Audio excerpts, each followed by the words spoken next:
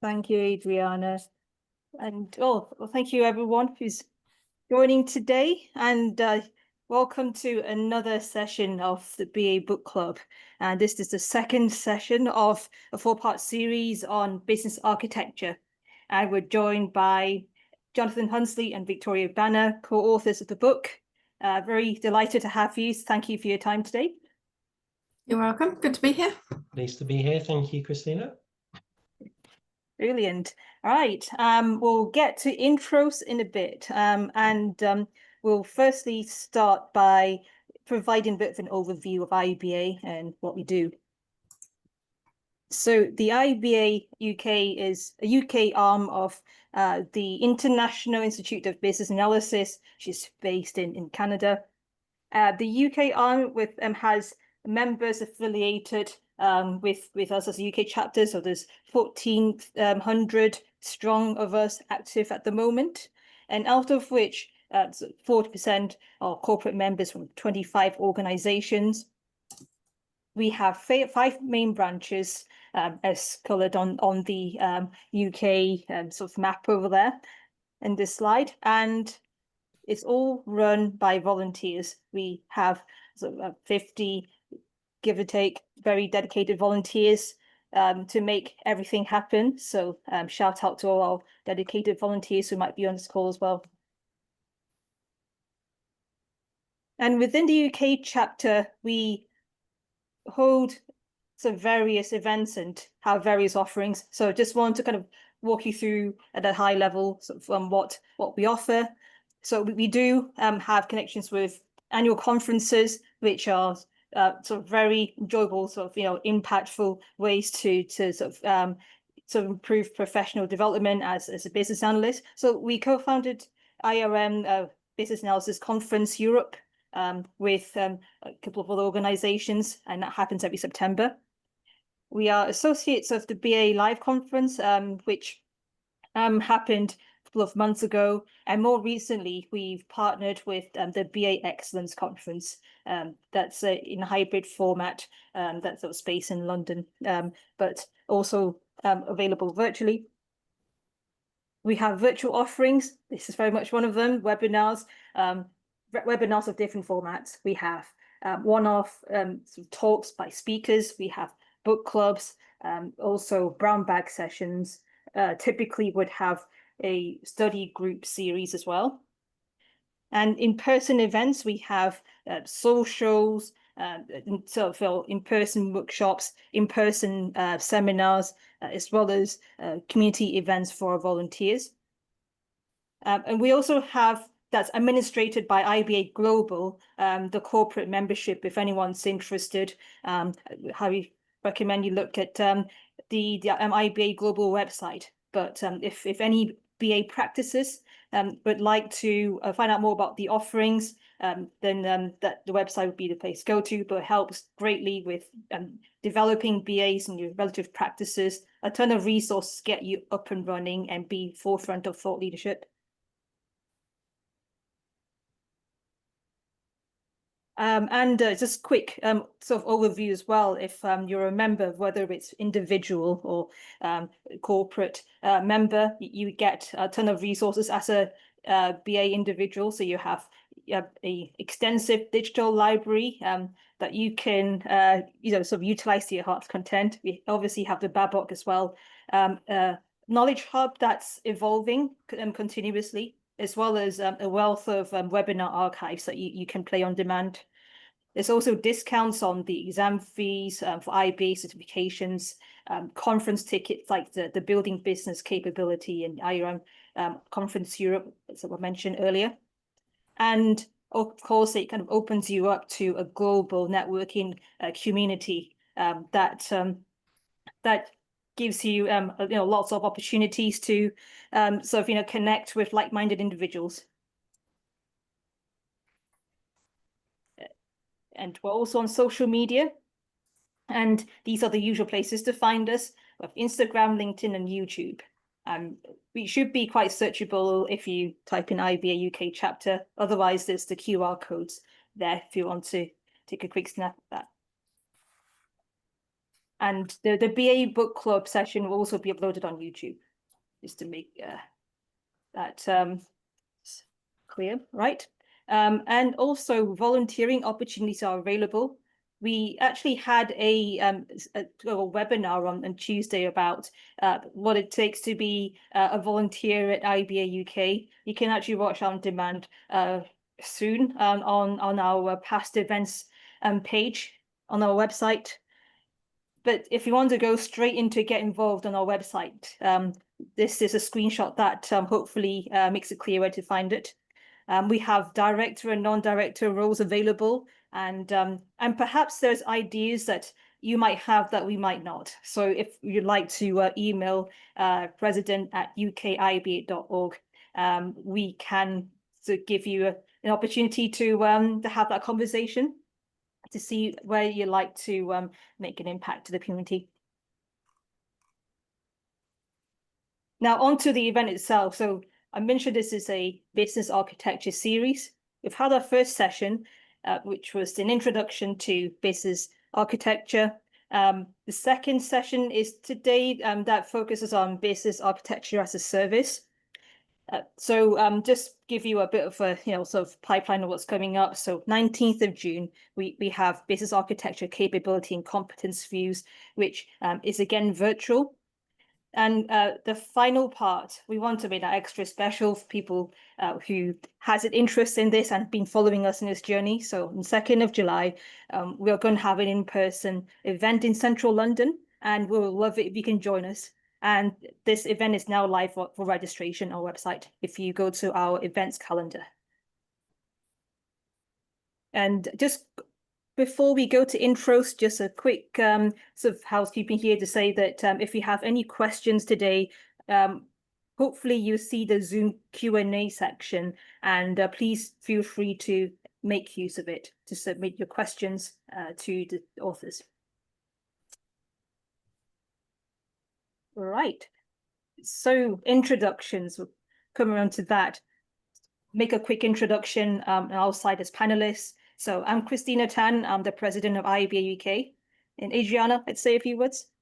Yes, I'm Adriana Silva. I'm the community director for the London Southeast with IIBA UK.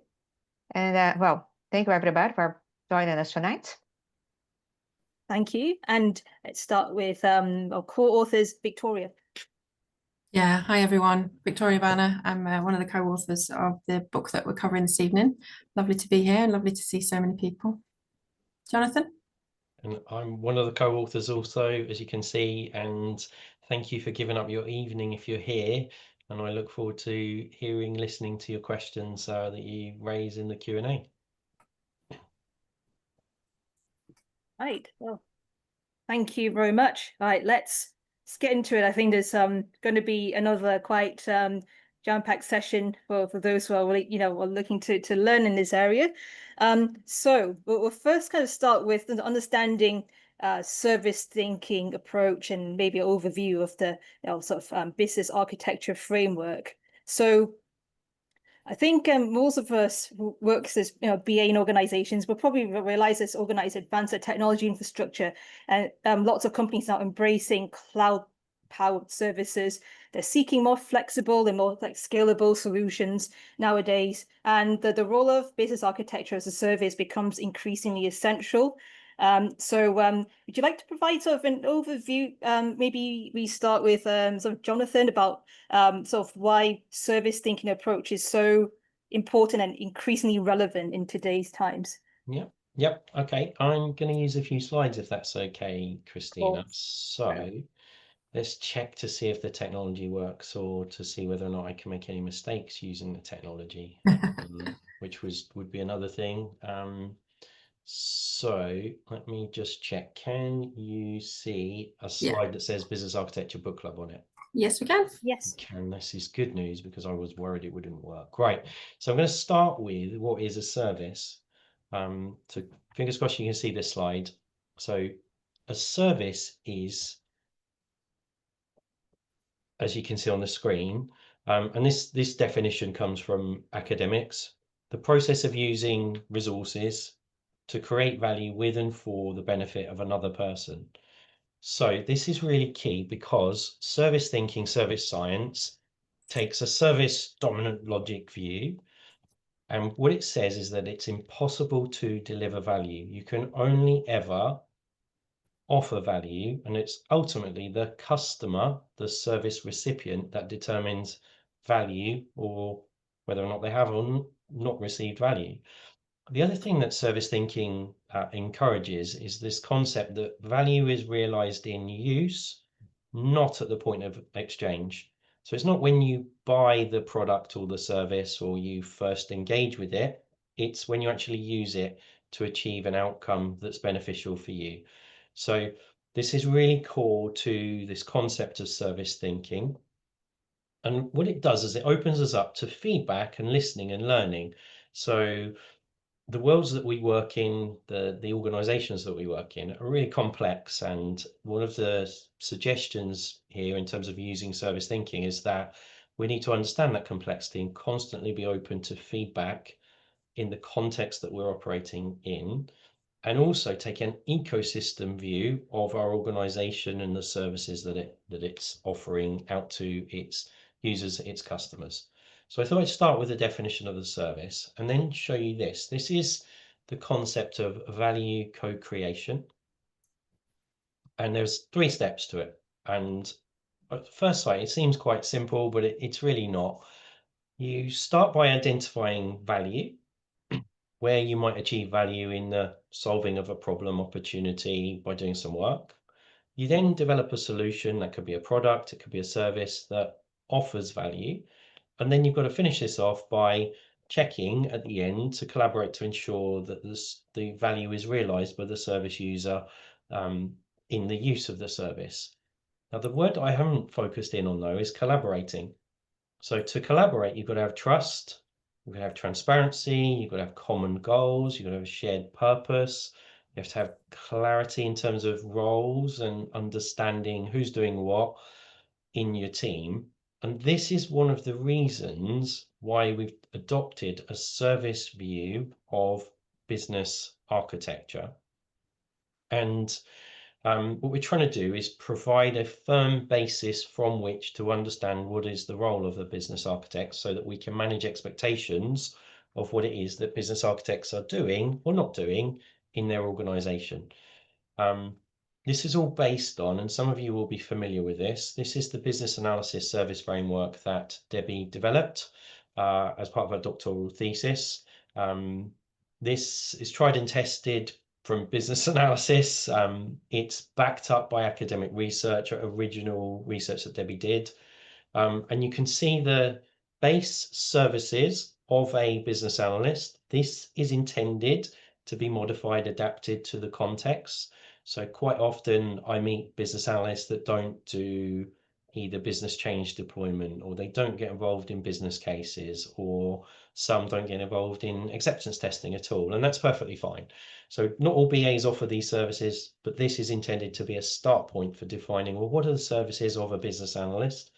The other thing that quite a few organizations do is they modify this because they offer additional services. One that's common is the proxy product owner service that some BAs offer. And quite often I'll see that in a service framework, or people will discuss that with me. So Debbie did this as her doctoral thesis. And in discussions with Debbie and the other co-authors, we thought, right, we need this for business architecture. And Victoria and I did a BA Manager Forum session. I forgot when it was, but it's 2 years ago, or 18 months ago. Yeah, it must be.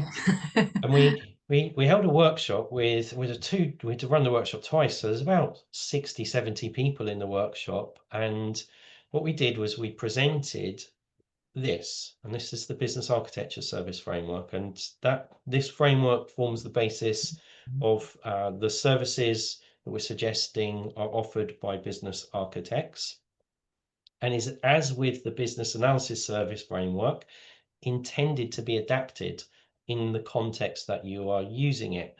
So here's the 6 core services, and you can see the auxiliary service of stakeholder engagement. Some business architects will offer all of these services, some will offer different services, but what we're attempting to do with this service framework is provide some clarity in terms of the business architecture role from the perspective of what's the value proposition of each of the individual services that business architects offer. And for those of you that are paying attention of the two service frameworks, and I was supposed to draw this before tonight's webinar, and I didn't. So I'm on the naughty step with Victoria, I think, because I was supposed to draw it. Definitely But not, Jonathan. what you'll notice is that the first two services, so situation investigation and problem analysis, and then feasibility assessment and business case development, you can see in the business analysis service framework, are also offered by business architects. So we've got role overlap between the business analyst and the business architect in the delivery of these services. There are other roles involved in those services as well. For example, service designers are very interested in those services. Some project managers and change managers might get involved in those services as well. So there's other roles playing in those spaces. And the other big area, and we discussed this at the BA Manager Forum workshop in terms of overlap, is that while you can see target operating model design on the business architecture service framework, that's also a service that is sometimes offered by business analysts and quite commonly offered.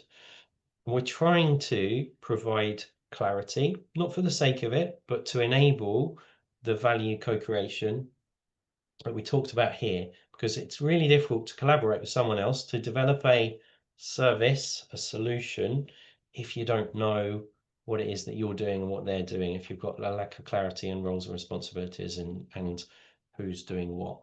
So if I kind of leave it on the business architecture slide, that's the service framework. I could talk more about it, but does that give you a sufficient introduction to what is the business architecture service framework? And I'm happy, and I'm sure Victoria's happy to go through each of these services in detail if that would be of benefit. Yeah, can I just add as well, Jonathan? I think you touched on, I guess, role clarity is one of the benefits. I think from a stakeholder's perspective, having something like this as a reference point really helps that engagement, and you know, some of the complexity that you'll face in larger organizations, typically where business architects operate, having a reference point and something to anchor those services to really helps with that communication as well. Mm-hmm. You can also use these to develop standards. So you can develop a standard for, one of the worst is target operating model design. Each BA, business analyst and business architect and consultant does it differently. You've got a different definition of what is a TOM. And so you've got a high degree of variance in the deliverables from that service, would be my view. And so having this service definition and value proposition should be the start of a conversation in terms of, well, what standards do we apply? What do we mean by the word target operating model? What do we expect? And then it gives you a basis to develop your process or your value stream for how you offer that service. And importantly, the knowledge and the skills that you apply in the delivery of the service. And it can be a basis for continuous improvement because we've defined the standard and the service offer.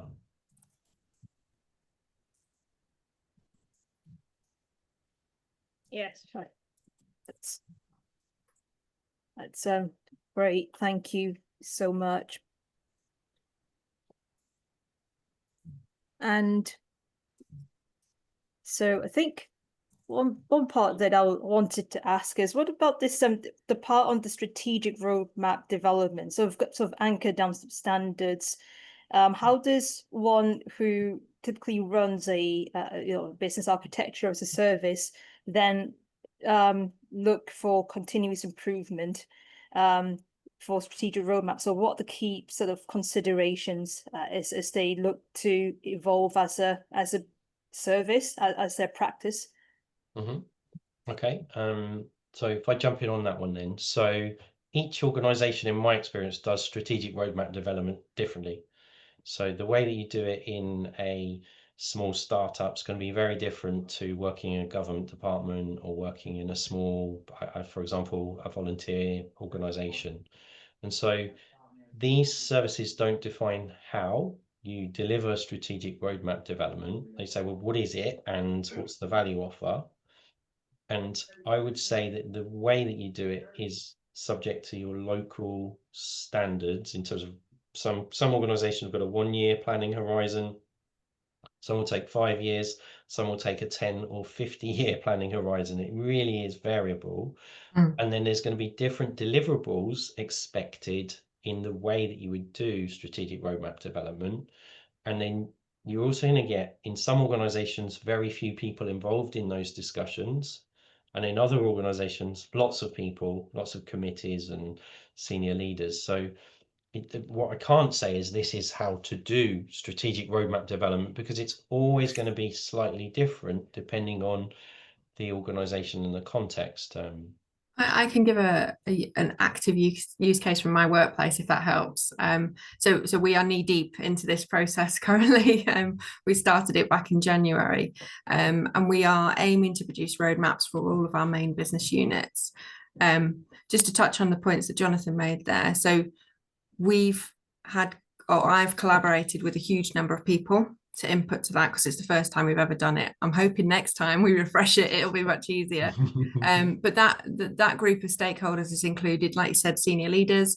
We've had product owners, we've had technical leadership, test leadership, and all of our sort of senior change team involved in that, alongside some of our finance colleagues. Obviously, everything comes with the price, right? So to develop those roadmaps, we've had huge amounts of input. And the actual sort of deliverable is two-part. One is to capture the strategic ambitions for that part of the business, then overlay that with the technical landscape with my technical architecture colleagues, and then thirdly to develop a roadmap. So literally a one-page slide which talks about what we're doing in 25, 26, 27. And we're doing that across the whole business. So that's a sizable effort, but I think the benefit that the business will get is being able to see that line of sight from strategy all the way through to their change delivery portfolio. And that's sort of gold dust, that kind of information. So yeah, it depends on the organization. This is the way that my company's decided to do it. There's probably 15, 20 different ways you could slice that. But the service that business architecture offers is, squarely in that. I think that's definitely there's no one size fits all solution to that. There are some common techniques though that can help, and there are some covered in obviously the book, but things like VMOST, vision, mission, objective, strategy, tactics. We covered it on the first book club webinar. We talked about the current and the target state, and we looked at the various domains of enterprise architecture, and we looked at those for a current and a target state. The other thing, and I know this is for a later book club, but you could use a capability view to start to understand where are your capabilities today and where might you want to get them to in the future. And if you start looking at the elements that support a capability, you could start to think, right, well, how might I uplift this poorly performing capability to one that we can leverage in the future to achieve strategic goals and outcomes. And that's absolutely how we've done it, Jonathan. Done a maturity assessment against our capabilities and identified that against a strategic intent, so we can map between what we want to achieve in the next 3 years versus how we're set up to achieve that and where we need to invest. Thank you very much. We've actually have our first question today through the chat. So Jody would like some elaboration on stakeholder engagement is an auxiliary service on that on the business architecture service framework. If that's all right, please. Yep. Vic, do you want to take this one, or do you want me to take it? Sorry, I was reading the chat. I wasn't actually listening to that question. Do you want to repeat it? Yes, sure. So yes, please could you elaborate on stakeholder engagement is an auxiliary service. Yes. So look on one of the slides for the service framework. So I think just maybe a explanation of what that means, that'd be great. Yeah, absolutely. So I think we also have stakeholder engagement as an auxiliary service in the BA framework as well. So essentially, we cannot do our roles either as BAs or business architects without engaging with stakeholders. It's a fundamental part of what we do. So rather than carving it out as something special and you know, a distinct service, it kind of goes through the blood of all the other services. I think being able to engage with stakeholders as a business architect, I mean, your stakeholder group tends to be senior leaders, tends to be those of decision making, and it tends to be before you're sort of mobilizing a change initiative. So these guys are, you know, time poor, they need quick decisions, they need information they can absorb quickly. So being able to engage with those guys at the right level and get those decisions and move forward is a fundamental part of the role, as it is with the business analyst, but maybe with a slightly different audience. So that's why we've called it an auxiliary service, really, because it goes through the whole framework, and it's necessary to deliver.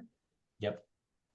And 100% agree with everything that Victoria's just said. And I just noticed in the question it mentions project management. And for those of you that have picked up the book or used it, you'll see that we've got a service design service framework, a project and a change management service framework. And the auxiliary service that we're talking about here also appears in all of those other service frameworks. So you need, as a change professional, and there's multiple change professions, they all need, it's the lifeblood of their work to work with stakeholders. It's that collaboration word again, isn't it, Jonathan? Collaborate without your stakeholders. Yeah, absolutely agree. Does that answer the question? I hope it does, between us. Oh, we had a thank you in the meeting chat. Okay. I'll stop reading the chat and focus on the conversation. And we just had another one come through the chat. So Sharon has asked, do we have any linked pathways for the framework? I understand there isn't an order for the framework or something visual to show the interdependencies. So we haven't published a linked pathway in terms of a order of applying these individual services. And again, I'll fall back on each organisation's delivering these services differently. There is a logic to them in terms of you're not going to do, I don't know, business change implementation before you've investigated the problem situation. As an example, one comes further to what I'd call the left and the right in terms of delivery. But no, it's not a method that you can pick up and use and work out which order to apply the services in, although there is a logic that you could determine. Some of the services overlap between the different roles. So what the business analysts are calling business change deployment, the service for the business change managers isn't going to necessarily be called that, but it's going to overlap with them. So for example, the project managers, we've called that project execution and closure, but it overlaps with this business change deployment service that the business analysts are offering. And then we have called it business change deployment in the change manager service framework. So there's overlap in these specific services, and the intent is that you modify and amend them to fit your context rather than just use the ones that are published. But it requires you to really think about, well, what is the name of the service? What is the value proposition that stakeholders obtain from engaging with that service, and how do you want to craft your services in your context? So no, there isn't a visual that shows the complete overlap. Maybe we'll draw one one day, but it will be quite a big ordeal or endeavor to draw. I think we had that conversation about 2 years ago, Jonathan, about drawing an overlap picture. Yeah. I'm kind of envisaging like a tube map of these services one day, but we're not at that point of maturity yet with them. But maybe someone who is here on this webinar will draw that for us and send it in. Who knows, Victoria? Yeah, and I think also the components of the framework can operate independently of each other as well. So there's plenty of times where I've been brought in just to do a target operating model piece or just to do some problem investigation. It doesn't necessarily need to flow.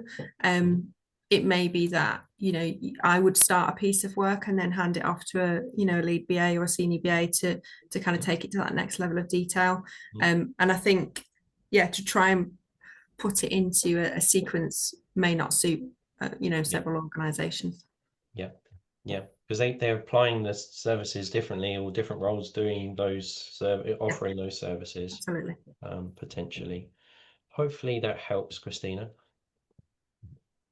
Yes, so had a response from Sharon, that helps. Thanks. Great. And now I think let's probably move on to the next segment, kind of centering around principles for business architecture. So I'll hand over to Adriana to lead this segment.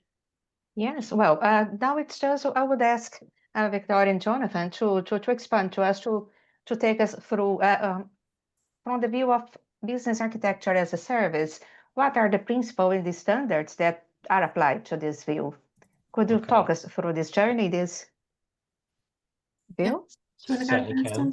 Yeah. So I've got another slide, and fingers crossed this is going to work.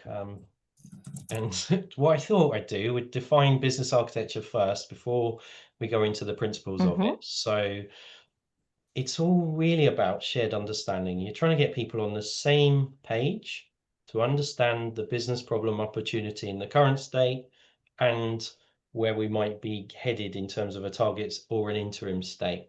So this is all about shared understanding of the logic of the organization. We're encouraging, through the use of this discipline, a systemic approach, the whole business system, the whole enterprise and its ecosystem participants, to basically make informed decisions, be it a strategic or a tactical decisions. And the way that we're doing that in this discipline of business architecture is through blueprints. And the blueprints are models, and we've talked a little bit about a few different models, mainly capability model today, the capability view, but there are lots of other views: the information view, the motivation view, the value/service view. You can take a process view. There's lots of different views you can use, and there's models, blueprints that help you to do that, to benefit the long-term health of the organization. So this is foundational. You've got to kind of, before I dived into what are the principles of the discipline, I wanted to explain what is the discipline of business architecture. And then what I'm going to show on the next slide is the base principles that we've defined. And these aren't intended to be complex. It's there as a discipline to promote the long-term health of the organization. It's not a short-term quick fix. You don't employ a business architect and then all of a sudden your organization's fixed. It doesn't work like that. It's a long-term investment in business architecture to improve the health of the organization. And what it's trying to do, you could argue, is counteract short-term decision-making in point-based solutions.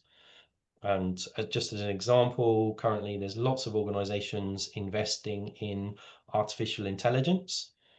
And in some of those organizations, you've got different departments investing in different AI tools to support different processes.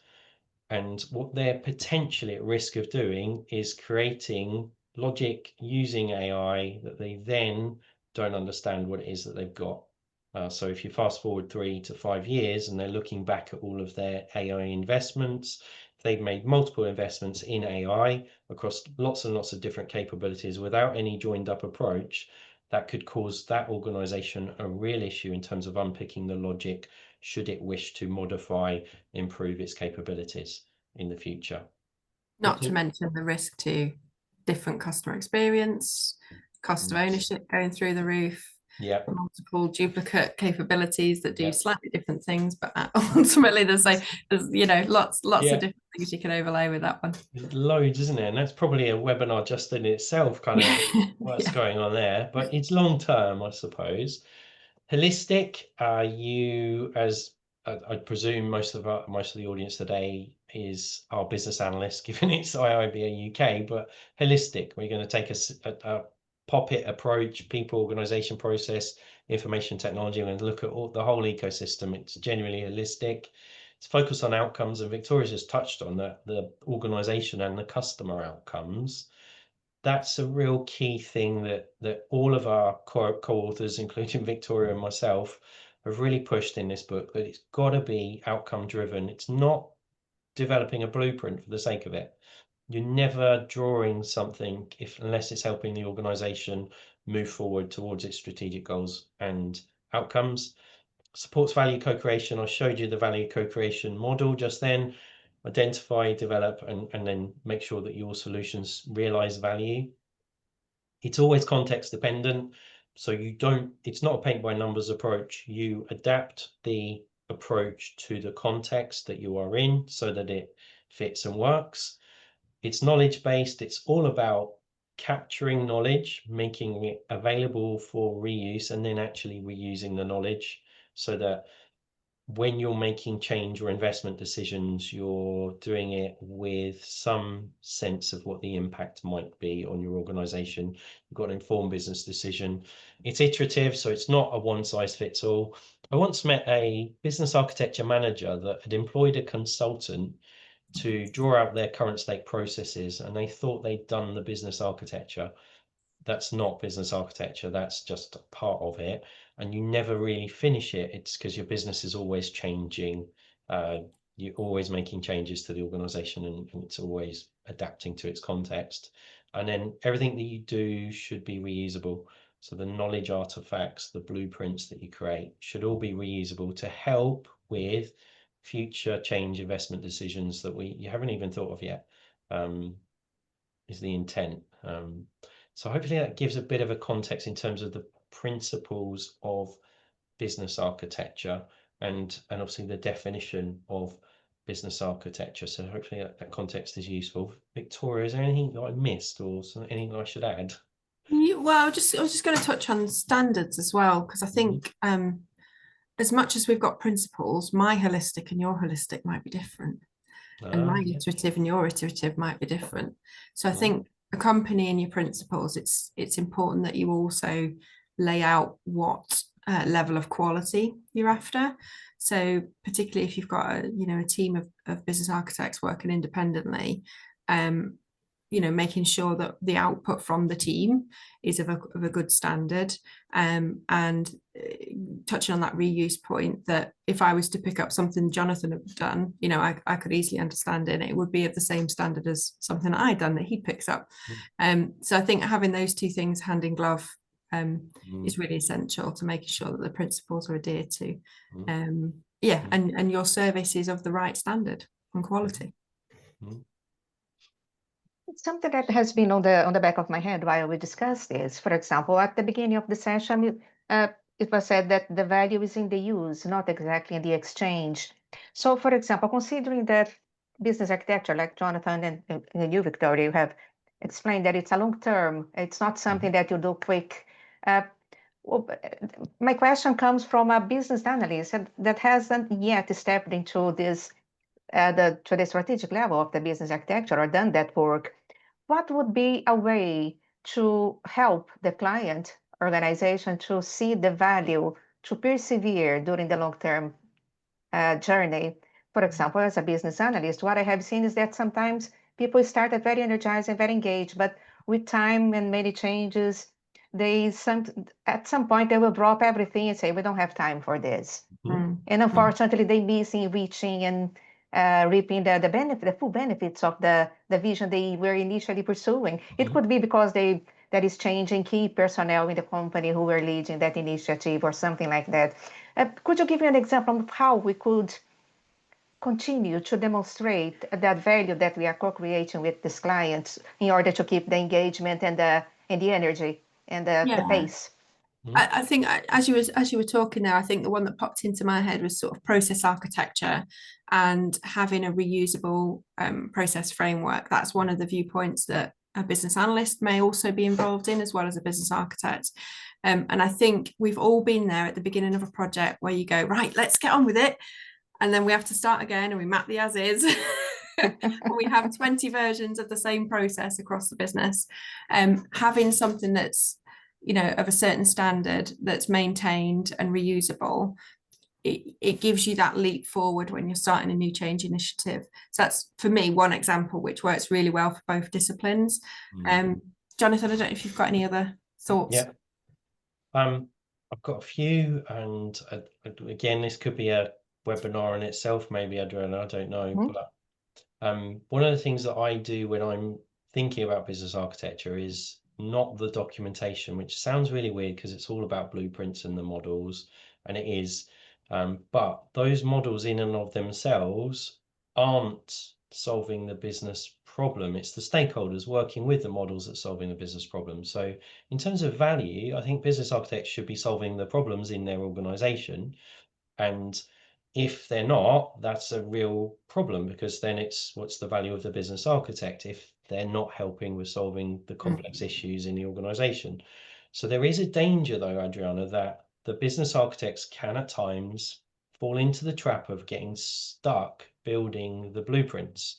So and I love looking at capabilities, and I'm as guilty as anyone else, looking at a capability model and just tweaking it and just adapting wording and it's quite therapeutic. But that's not the point of the capability model. It's there to help you build shared understanding.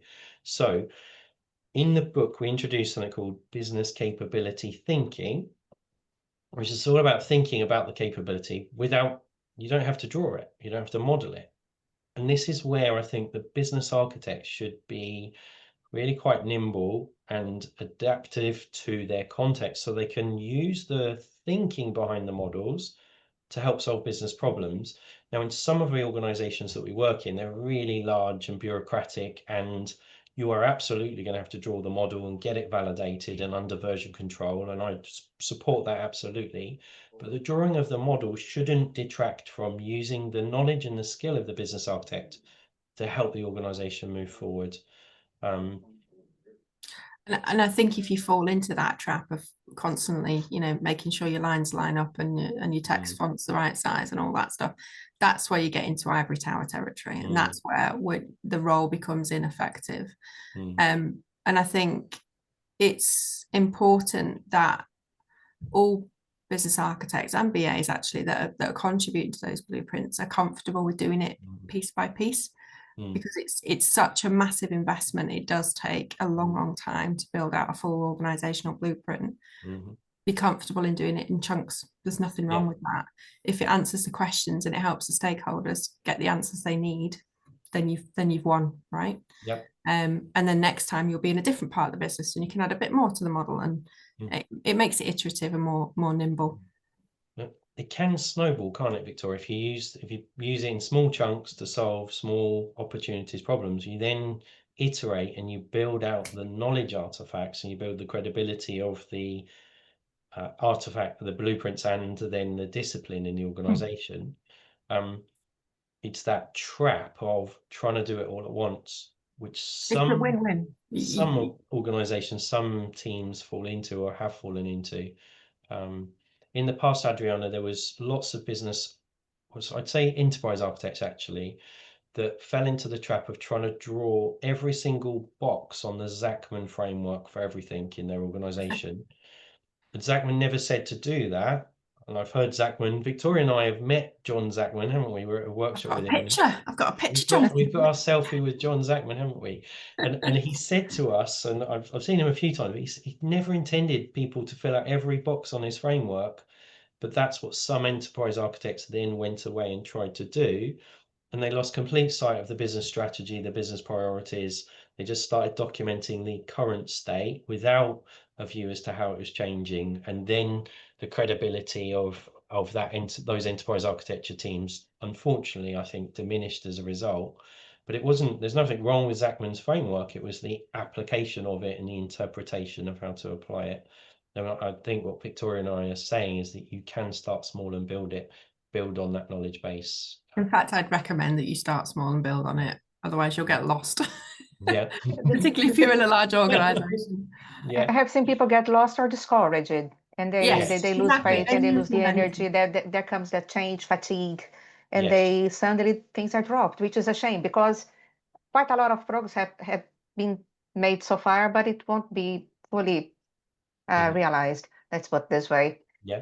So it's a matter of to be very mindful with the principle number 5, to look at the context, apply what is context relevant Mhm. and essential, and adds and helps co-create that value with the client so they can see Mhm. that and they can continue to build on that on that initiative, on that vision. In addition to what we have discussed in terms of the principles and standards, are there any other governance considerations you would like to add regarding business architecture as a service? Ooh. That's a tough one, because governance considerations, you've got financial governance constraints, you've got change governance constraints to consider. Some organizations have heavily invested in enterprise architecture governance standards and processes. Mhm. And in my experience, I don't know about Victoria's, it's always different. The way that one organization works is different to another. I don't know if you see this, Christina, in your client work that you do, but the governance angle is really quite large in terms of a subject. In terms of the application of the business architecture services, you'd have to adapt how you do that into the context that you're in, and really think about how does this fit together with the other governance angles that I've just mentioned. The other governance angle that I think is worthwhile mentioning is the business analysis governance. How do you govern the business analysis deliverables so that they fit and align with the business architecture deliverables? How do you enable value co-creation? And one of the things that I'm really quite passionate about, Adriana, is requirements governance. And it's me being a bit of a geek possibly, but if you look at the center of the open group architecture framework, you'll see requirements management. And therefore, partly, just using that as one example, the business analyst should be drawing up and having engineering requirements that are reusable and communicated with the business architecture team. Now, it's easy for me to sit here and say that. To do that in a large organization, potentially with hundreds and hundreds of business analysts, and often a very small team of business architects, to get that communication working can be really quite problematic. But governance can help, because if they've got common or shared standards and a way of communicating the requirements to the business and enterprise architecture teams, you start to solve the problem. But there's a massive degree of variance in the application of how that's done, is my experience. Vic, do you want to answer that? I think that's like a PhD question. Yeah, I guess the only thing that jumped into my head was tooling, and again, that's probably a webinar on its own. Yeah. And I think having a set of tools which helps you makes the business architecture work visible and reusable, and potentially collaborate with business analysts as well. I think can be really powerful if it's done well. There's also always the risk that you're in a tool and your head's down and you're not kind of, it's the same as the model conversation we've just had. You're not delivering, but yeah, a good set of tooling can be really beneficial to maintain those standards and share that visibility of the work. That helps, and especially because when we think about sometimes governance, for example, I have to resist the first thought that jumps to my mind, because I have worked with, for example, huge public sector organizations. When you talk about governance, you think of thousands of pages that you have to document absolutely every single breath for being signed off. But I quite like the idea in the proposal to have the governance as the standard to ensure alignment and to take a proportionate approach. You can use the thinking, the mindset, the reasoning, and that's my take. I might be slightly distorting what you said, Jonathan. You document as you need, as what is proportionate for that situation, for that organization, for that change initiative. Yeah, there's some people, Adriana, that I find they fill out templates because they think they're expected to fill out that template in the governance framework, but they've then stopped thinking about the outcome for the organization, and they're just ticking boxes and they're just running through the motions, and that's a real danger, and hence the principle that we listed in terms of it's outcome focused.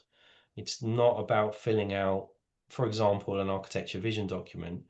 And Adriana, the worst one I ever saw was 650 pages in an architecture vision document of, and it went through the applications, the business applications, data and infrastructure architecture, and loads of really detailed wiring diagrams for a current and a target state. And nobody could read it. It was just a pointless document because it was too complicated. It's not that. It's about doing something that works. Shared Goes back to the with these stakeholder people. engagement service, Yeah, right? it does, What do yeah. your stakeholders need? Do they need 650 pages? Yeah. Don't think so. You might Not need normally. they might need a paracetamol or two. Lie down in the dark room. And considering the current, I'm thinking in terms, for example, again, my questions, they come from a business analyst looking into potentially moving up towards business architecture. We see that currently, for example, there is quite a there's quite a lot of change, and for example, in terms of business analysis, we say, for example, IIBA, we support the practice of business analysis. That could be in multiple roles. It can come in different ways with multiple job descriptions, and there isn't a limit for the amount of variety in that role. Considering this scenario of intense change we are currently living, the business architecture as a service, do you envisage any potential changes in the upcoming future? Or is there anything we should be mindful of if we're thinking in moving into this sphere of action? Oh, that's a good question. I'm going to need a minute. Jonathan, you've probably got something in front of your mind, haven't you? I'm not going to need a minute to process that one. So the intent around value co-creation is open to feedback, Adriana. So the services that we've shown today and that we've published in the book, will they be the same in 10, 15 years time? Will there be new services? Potentially, yes. Because it's all about feedback and improvement and enhancement. But when I started my business architecture career, I could have, and I wouldn't be able to do it at the time because I had no formal training. I was self-taught, but the base services were there in one of my early enterprise architecture teams that I worked in, and they've been in many others since. So I'm not sure if the base services will diverge a great deal, but they might. I'm open to the feedback. And then I think you said there's, and I'm trying to remember the second part of your question, but I think you were asking about the move from business analyst to business architect and tips for how you do that. Well, I would say you need to think about the level at which you're hovering. I'm not sure if that's a good idea for me to use the hovering of a helicopter as an example, but for me, business analysts tend to hover at a product or project or program level. And then if you want to be thinking about business architecture, you've got to start thinking across projects, across programs, across business units. So genuine holistic thinking across the organization in the context of its ecosystem. But a lot of the base techniques, problem solving techniques as an example, they're the same. Fishbone diagram, really useful, mind map, all of the discovery techniques that we use as business analysts, the modeling techniques that we're familiar with from business analysis are also really useful in the business architecture space. But for me, it's about the mindset of, right, I'm looking across the organization and what's good for the organization long term, rather than thinking about my product or project that I'm delivering. So it's kind of, I don't know if that helps, Adriana. And then I've hopefully given Victoria some thinking time to also chip in. Yeah, no, I think just to pick up on, I guess, the point you were making there around the transition, I think the audience is an important one. So from a very practical perspective, get to know the senior leaders in the organisation, get to know how they think and how they tick and how they want to drive the business, so that you've got a strategy understanding. I think that's a really big part of the role. I think the time horizon that you operate in is also different from BA to business architect. Business architects are much more medium to long term view rather than sort of short term to medium term. And you know, the kinds of deliverables and items that you produce in your day-to-day is obviously slightly different as well. So get to know those additional tools. I think the toolkit is very, very transferable. We touched on that in the workshop, didn't we, Jonathan, about that career path and how business analysis to business architecture is a very well-trodden path. That's the path that I came down, same with Jonathan. and it's very transferable, that toolkit, but there are extra things you can put in there. So having a go at those tools and using them even in your programs and projects, just getting used to them and finessing. Yes, and it's a change of I think, in the attitude. For example, if you are used to dealing with the firefighting of a daily work and a delivery of a project, is moving from that firefighting mindset to want to create a vision and work on that vision and how you achieve that on the longer term. It's the opposite stream, let's put it this way, from the firefighting. And let's do it today. We don't have time for this. It's the opposite. It's creating the such a strategy that you hopefully we're make sure that in the service in 2 years time or some time they won't be firefighting anymore. That's what we would be looking forward to. So yes, so from my side, let me just see here. We haven't got questions for now, and I have finished my questions. Christina, would you like any remarks from you? Actually, I think to kind of tag on that last topic about, I believe if I was going to summarize this, thinking holistically and strategically. I don't do this cross-referencing often, but we did have a previous webinar that's not book club related, but it might complement this quite well, which is Stefan Bussoi's talk on holistic business analysis, which we have on recording. That you should be able to stream on demand if you look at past events from May the 20th. Right. So I think if just checking, you're right. I don't think we have any other questions, and in which case I'm happy to draw this to a close. But firstly, I just want to thank Victoria and Jonathan for your time today. It's been extremely insightful. Had a really great discussion. Hopefully the audience also has a lot to take away with them. And where do we find out a bit more about this topic? Where do we get the book? Available from Morgan. No, it's on the BCS bookshop, and it's also available on Amazon as well. Yeah, and someone, I don't know if they were joking, but someone said in the last book club it's available in Waterstones. I've yet to see Waterstones. Oh my word! I think they were pulling my leg, but yeah, available in all good bookstores would be my answer. Yeah. But yeah, thank you everyone for joining just for me, and yeah, it's been a thoroughly enjoyable discussion this evening, so thanks. Yes, thank you, and I hope to see lots of people on the 4th session in London. It should be a good evening. Should be good. I'm looking forward to that one. And that, to be fair, for example, I'm used to having the business analysis with me, and I can see this one sitting by my side full of yes. And for example, I think to be very straightforward. For example, when I pick up the book to read, I was sort of afraid, it will be too much, but it's very well laid out. I remember Jonathan mentioning in the first session how the years of preparation that come before you sit down and produce this book. So thank you very much for that. You made it really easy for people embarking on this journey. The book is a delight to read and learn. So thank you very much. Good. Thank you.